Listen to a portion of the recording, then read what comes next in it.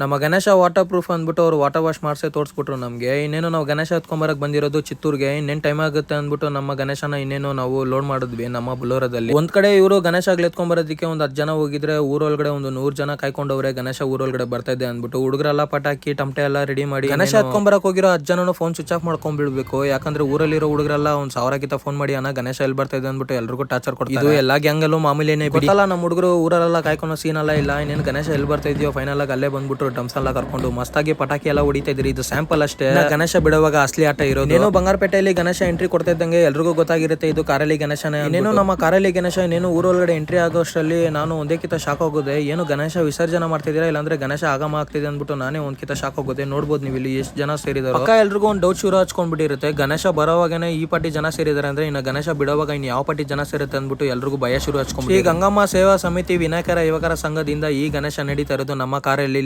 29ನೇ. ನಮ್ಮ ಬಂಗಾರಪೇಟೆಯಲ್ಲಿ ಎಷ್ಟು ಗಣೇಶ ಆಗ್ಲಿದೆಯೋ ಅಷ್ಟು ಗಣೇಶ ಹತ್ರನು ನಾವು ಟ್ರೈ ಮಾಡ್ತೀವಿ ಬರೋದಕ್ಕೆ. ನಮ್ಮ ಗಣೇಶ ಹತ್ರ ನೀವೆಲ್ಲರೂ ಬರ್ಬೇಕು ಅಂದ್ಬಿಟ್ಟು ಸ್ವಾಗತ ಕೊಡ್ತಾ ಇದ್ದೀವಿ. ಗಣೇಶ ಕೃಪೆನ ಏನೋ ಬರೋವಾಗ ಆಗ್ಲಿ ಹೋಗೋವಾಗ ಆಗ್ಲಿ ಊರೊಳಗಡೆ ಬರೋವಾಗ ಯಾವುದೇ ಪ್ರಾಬ್ಲಮ್ ಇಲ್ದಿರ ಗಣೇಶನ ಫೈನಲ್ ಆಗಿ ಇಳಿಸಿ ನಮ್ಮ ಹುಡುಗರ ಜೊತೆ ಒಂದು ವಾಕ್. ನಮ್ಮ ಗಣೇಶ ನಿಮ್ಮ ಗಣೇಶ ಎಲ್ಲರ ಗಣೇಶ ಸ್ವಾಗತ ಕೊಡ್ತಾ ಇದ್ದೀನಿ ಮತ್ತೊಮ್ಮೆ ನಮ್ಮ ಕಾರಲ್ಲಿ ಗಣೇಶ ಕಡೆಯಿಂದ.